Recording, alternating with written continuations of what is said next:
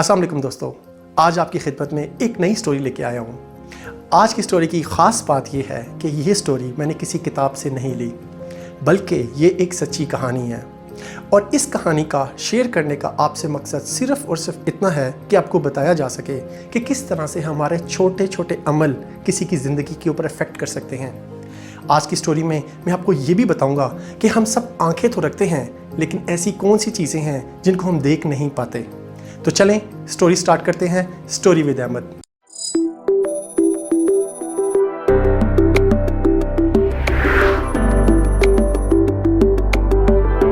तो जनाब, स्टोरी कुछ ऐसे है। मेरा एक दोस्त था, उसको फील हुआ कि उसको कैंसर है।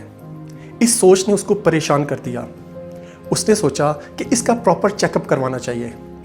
ये सोच के उसने शौकत खानम जाने का फ़ैसला किया। शौकत खानम पाकिस्तान में कैंसर हॉस्पिटल है जहाँ पे 80 to 90% पेशेंट का फ्री इलाज किया जाता है और पूरे पाकिस्तान से लोग इस हॉस्पिटल में इलाज की गर्ज से आते हैं। और मेरा दोस्त क्योंकि रावलपिंडी रहता था और उसको इलाज के लिए लाहौर जाना था, तो वो सुबह सुबह ट्रेन में बैठा। जब वो ट्रेन में बैठा तो उसने अपने आप से एक वादा किया। उसने कहा कि आज का दिन मैं अपने लिए नहीं जीऊँगा। आज का दिन मैं अपनी आंखें खुली रखूँगा और मैं ऐसे लोगों की तलाश करूँगा जिनको मेरी ज़रूरत होगी। ये सोच के वो ट्रेन में सवार हुआ। अर्ली सुबह वो हॉस्पिटल पहुँच चुका था। तो दोस्तों, शौकत खानम में 2 ऑफिसेज़ हैं। एक उनका मेन ऑफिस है जो उनका मेन हॉस्पिटल है, और इनका एक बाहर रिसेप्शन है। उस रिसेप्शन में जो लोग आते हैं उनका डायग्नोसिस किया जाता है और देखा जाता है कि आइदर उनको कैंसर है भी कि नहीं, और अगर है तो उसका क्या लेवल है, किस स्टेज के ऊपर पहुंच चुका है, और इसके अलावा उनके डिपेंडेंसीज़ कितने हैं। इसके अलावा और भी बहुत से पैरामीटर्स हैं, उनकी उम्र है, उस सब का एक रिकॉर्ड रखा जाता है। तो सुबह सुबह आके लोग उनके रिसेप्शन के बाहर आके खड़े हो जाते हैं। क्योंकि मेरा दोस्त भी गया था तो वो भी जाके लाइन में खड़ा हो गया। अब उसकी खुशकिस्मती ये है कि वो जल्दी पहुँच चुका था, तो वो लाइन में बहुत आगे था। जब वो वेट कर रहा था तो उसकी आँखें उन लोगों की तलाश कर रही थी जिन लोगों को उसकी हेल्प की ज़रूरत है। वो क्या देखता है कि एक बूढ़ा और एक बूढ़ी बहुत देर से परेशान खड़े हैं। वो उनके पास जाता है, उनसे पूछता है आपका क्या प्रॉब्लम है। तो वो कहते हैं बेटा, हम अफ़गानिस्तान से आए हैं इलाज के लिए, लेकिन यहाँ पे इतनी लंबी लाइन हो गई है कि हम वापस भी नहीं जा सकेंगे, और यहाँ पे ठहरने के लिए हमारे पास कोई जगह भी नहीं है। अब मेरा दोस्त क्योंकि बहुत आगे खड़ा था तो उसने कहा ठीक है, आप मेरी जगह ले लें। और वो मेरा दोस्त बिल्कुल एंड में आके खड़ा हो गया, क्योंकि आज उसने डिसाइड किया था कि वो सबकी हेल्प करेगा। जब उसकी बारी आई और डॉक्टर ने उसका चेकअप किया तो डॉक्टर ने कहा आपको कोई कैंसर नहीं है, आप बिल्कुल ठीक हैं। ये सोच के मेरा दोस्त बाहर निकला। जब बाहर निकला तो क्या दिखता है कि एक बूढ़ा आदमी रो रहा है। वो चल के उस बूढ़े आदमी के पास गया और से पूछा बाबा जी आप क्यों रो रहे हैं। लेकिन उन बाबा जी को उर्दू नहीं आती थी। वो बहुत परेशान हुआ, उसने कम्युनिकेशन करने की कोशिश की, लेकिन क्योंकि बाबा जी को उर्दू नहीं आती थी वो एक दूसरे की ज़ुबान नहीं समझ पा रहे थे। इतनी देर में मेरा दोस्त एक ट्रांसलेटर को ले आया और कहा कि बाबा जी से पूछ के बताओ कि क्या प्रॉब्लम है। तो दोस्तों, प्रॉब्लम ये थी कि बाबा जी बाजोड़ में रहते थे। बाजोड़ पाकिस्तान का शुमाली इलाका है। बाबा जी ने बताया कि उन दिनों में पाकिस्तान की आर्मी उस इलाके में ऑपरेशन कर रही थी और शौकत खानम का ट्रीटमेंट करने का एक प्रोसीजर है। शौकत खानम जब पहली दफ़ा पेशेंट को एडमिट करती है तो उसकी कीमोथेरेपी करके उसको वापस घर भेज देती है, और कुछ अरसे के बाद दोबारा बुलाया जाता है, कीमोथेरेपी दोबारा की जाती है और दोबारा घर भेज दिया जाता है। और ये प्रोसेस तब तक चलता है जब तक उसका इलाज मुकम्मल नहीं हो जाता। तो बाबा जी के साथ ये प्रॉब्लम था कि शौकत खानम ने उनको एक्सेप्ट किया कि एज अ पेशेंट कि हम आपका इलाज करेंगे। उन्होंने उनकी 2 कीमोथेरेपीज़ की।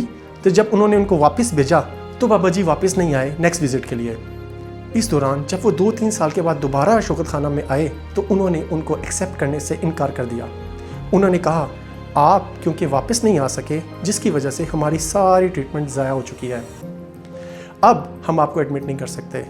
जब मेरे दोस्त ने ये सुना तो मेरा दोस्त कहता है आप परेशान ना हो, मैं आपका मसला हल करता हूँ। मेरा दोस्त भागा भागा गया, रिसेप्शन पे गया। रिसेप्शन पे जाके उसने बात की कि एक बाबा जी हैं, वो बाजोड़ से आए हैं, फ़ौजी ऑपरेशन की वजह से वो पहले नहीं आ सके, उनके फैमिलीज़ में भी डेथ हो चुकी हैं, तो आप काइंडली इनके केस को कंसीडर करें।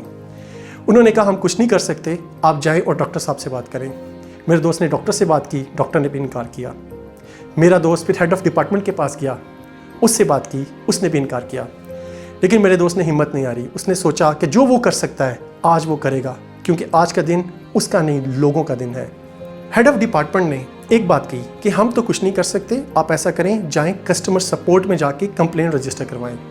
अगर आपकी कोई हेल्प कर सकता है तो वो सिर्फ और सिर्फ कस्टमर सपोर्ट है। मेरा दोस्त कस्टमर सपोर्ट में गया।